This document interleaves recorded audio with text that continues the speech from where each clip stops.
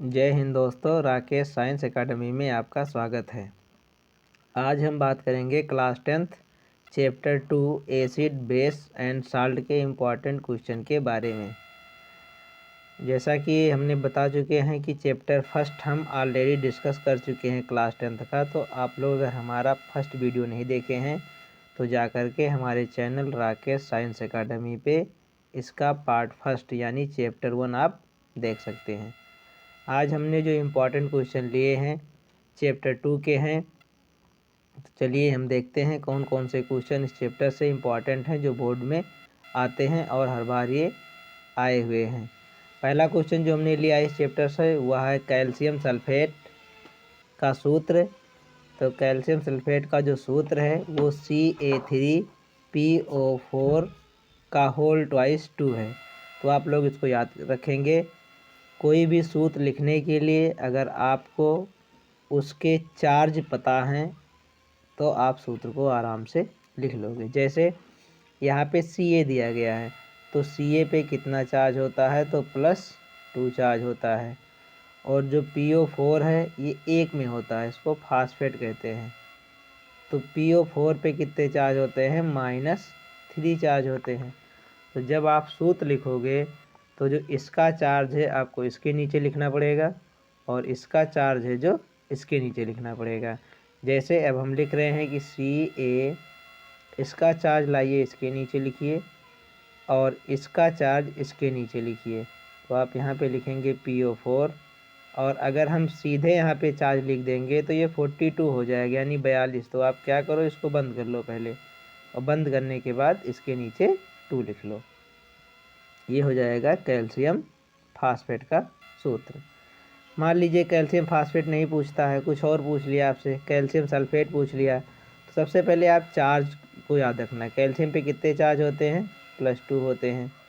Sulphate के पे कितने होते हैं तो SO4 पे -2 चार्ज होते हैं।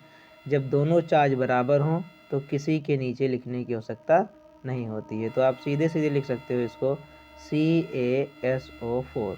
यही हो जाएगा किसका सूत्र, कैल्शियम सल्फेट का सूत्र हो जाएगा। नेक्स्ट क्वेश्चन जो हमने लिया है लेड नाइट्रेट। लेड नाइट्रेट का सूत्र लिखिए।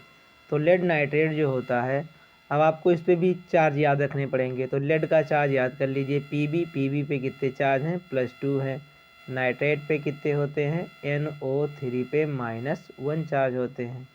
तो इसका चार्ज इसके नीचे और इसका चार्ज इसके नीचे आप लिख दीजिए। तो आप लिख सकते हो कि Pb और NO3। तो फिर से आप यहाँ इसके नीचे 2 लिखोगे अगर तो ये 32 हो जाएगा। इसलिए आप क्या करो, इसको पहले बंद कर लो।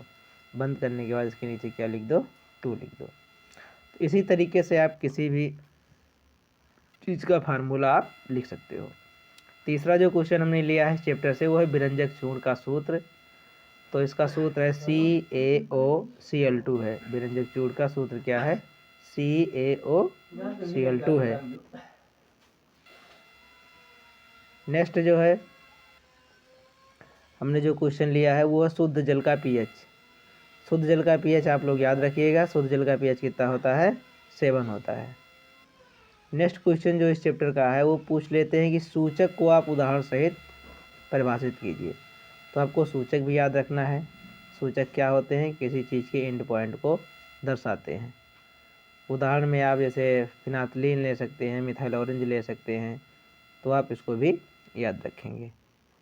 नेक्स्ट जो क्वेश्चन है इस चैप्टर का वो है धावन सोडा का सूत्र और उसके उपयोग लिखिए।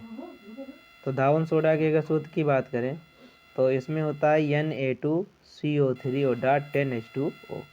तो ये इसका सूत्र है, आप इसके उपयोग को भी लिख लीजिएगा। तो हम इसके उपयोग की बात करें अगर धावन सोडा की, तो इसका जो उपयोग होता है, पहला उपयोग आप लोग लिख सकते हो कि कांच, साबुन एवं कागज़ उद्योग में, मतलब इसका प्रयोग हम कागज़ बनाने में, साबुन बनाने में और कांच बनाने में कर सकते हैं। तो ये पहला उपयोग हो जाएगा। दूसरा उपयोग अगर आप लिखना चाहो तो जल की अस्थायी कठोरता को हटाने में इसका प्रयोग किया जाता है। तो ये 2 उपयोग हैं, आप इसके लिख सकते हो।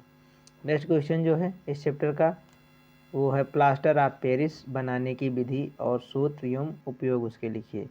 तो ये इम्पॉर्टेंट क्वेश्चन है, आप लोग इसको ध्यान से याद रखेंगे। सूत्र हमने इस पर लिख दिया है। सूत्र इसका होता है CaSO4.12H2O। तो अगर हाफ H2O होगा कैल्शियम सल्फेट के साथ में तो प्लास्टर ऑफ पेरिस होगा। अगर इसी हाफ को हटा करके इसकी जगह पे 2H2O लिख दिया जाए तो ये जिप्सम हो जाता है। क्या हो जाता है? जिप्सम। आगे वही रहेगा calcium sulphate dot half H2O। इसी को हम जब गर्म कर देते हैं तब हमको जा कर के प्लास्टर ऑफ पेरिस प्राप्त हो जाता है। यानी जिप्सम को गर्म करोगे तो क्या मिल जाएगा? प्लास्टर ऑफ पेरिस मिल जाएगा। तो आप इसको याद रखेंगे।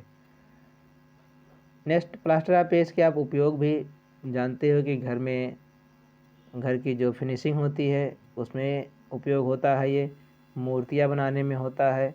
किसी का पैर हाथ टूट जाते हैं तो उसको प्लास्टर करने में भी इसका उपयोग होता है। आप लोग इसको याद रखेंगे।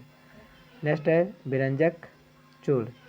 बिरंजक चूर्ण बनाने की विधि एवं सूत्र लिखिए। ये भी क्वेश्चन एग्जाम में पूछा गया है, तो आप इसको भी ध्यान रखेंगे। नेक्स्ट क्वेश्चन जो है बेकिंग सोडा बनाने की विधि एवं सूत्र उसके या उसके गुणधर्म, ये भी पूछे गए एग्जाम में, तो ये भी इम्पॉर्टेंट है इस चैप्टर का।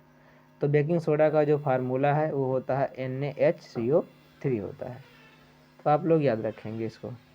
नेक्स्ट जो क्वेश्चन है इस चैप्टर का वो pH पूछा जाता है। pH की परिभाषा दीजिए और हाइड्रोजन आयन से क्या संबंध है इसके बारे में आपको बताना रहता है।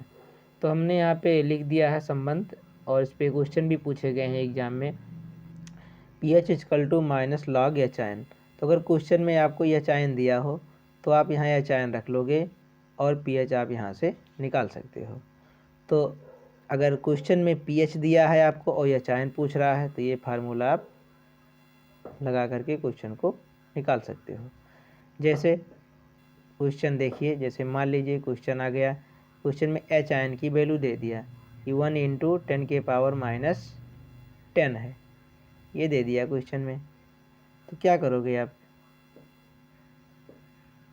यानी दे दिया 1 × 10⁻⁻10 दे दिया H तो इसकी जगह पे आप रख लीजिए सीधे। तो pH बराबर -log H की जगह पे आपको रखना है 1 × 10⁻10।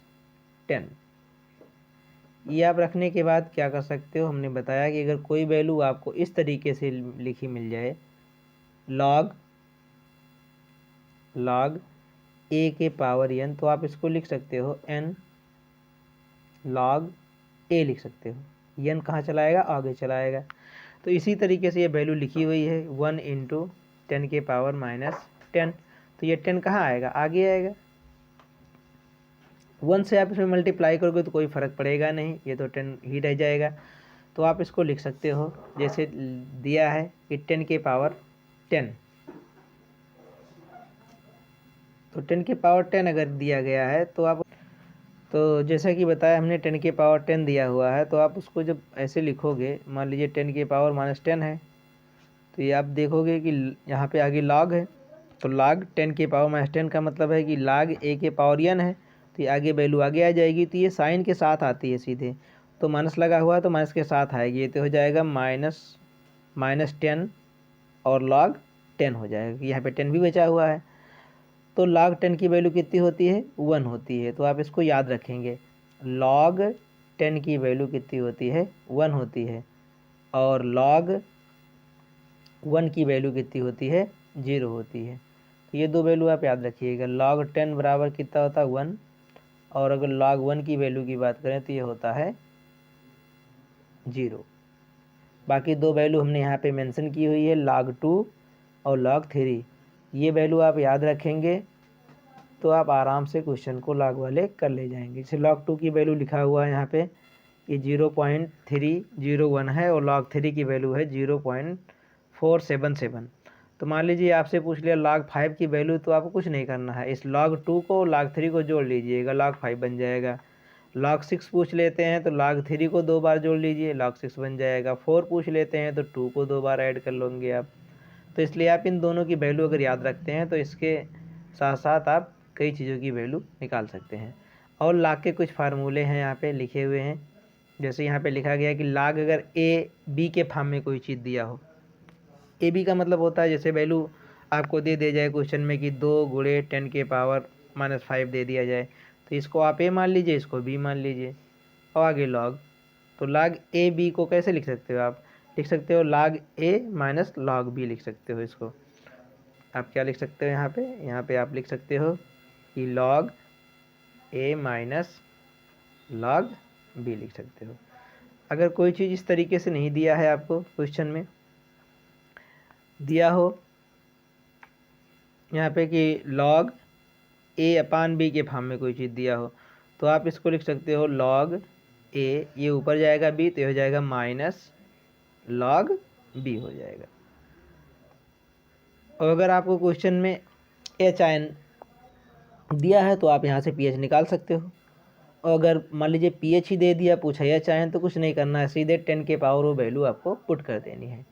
मान लीजिए पी एच 4 दिया है, पूछ रहा है एच आयन बताइए, आप यहाँ पी एच की वैल्यू रखोगे 4, एच आयन आ जाएगा, एच आयन बराबर 10 के पावर -4, ये हो जाएगा आंसर। अगर पी एच नहीं देता है तो पी ओ एच पूछ सकता है, तो ये फार्मूला आप लगा दोगे, पी ओ एच बराबर minus log O H ion. या पी एच अगर वो पी ओ एच दिया है तो ओ एच आयन पूछ लिया, तो ओ एच आयन बराबर -10 के पावर पी ओ एच। आप क्या करेंगे, यहाँ से ओ एच आयन निकाल लेंगे, और मान लीजिए आपसे एच आयन पूछ रहा है, तो यहाँ पे यहाँ ओ एच आयन की जगह पे ये रखोगे वैल्यू, इसको लाओगे इसके नीचे 10 के पावर -14 के, और यहाँ से एच आयन आप निकाल सकते हो। अगर क्वेश्चन में आपको ओ एच आयन दे दिया और पी एच पूछ लिया, तो क्या करोगे? तो अगर ओ एच आयन दिया है तो आप सबसे पहले पी ओ एच निकालोगे। क्या निकालोगे? पी ओ एच निकालोगे। जब पी ओ एच निकल जाएगा तो आप इस फार्मूले में लाके उसको रखेंगे। यहाँ पी ओ एच की वैल्यू रखोगे, पी ओ एच के वैल्यू को इधर लेके जाओगे, तो अगर वैल्यू पॉजिटिव होगी तो इधर जाएगी तो माइनस हो जाएगा, तो 14 में से घटा दीजिएगा उसको, पी एच की वैल्यू आ जाएगी। लास्ट जो क्वेश्चन है इस चैप्टर का, वो अम्ल और क्षार की आधुनिक परिभाषा लिखिए तथा प्रत्येक के उदाहरण दीजिए। तो आपको उदाहरण तो पता ही है, अम्ल क्या है? H2SO4 अम्ल है। HCl क्या है? अम्ल है।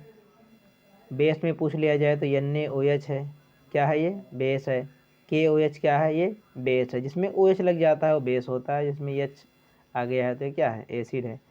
परिभाषा भी आप बता सकते हो, जल में घोलने पे अगर वो H आयन दे रहा है तो क्या है? एसिड यानी अम्ल है। OH आयन दे रहा है तो क्या है?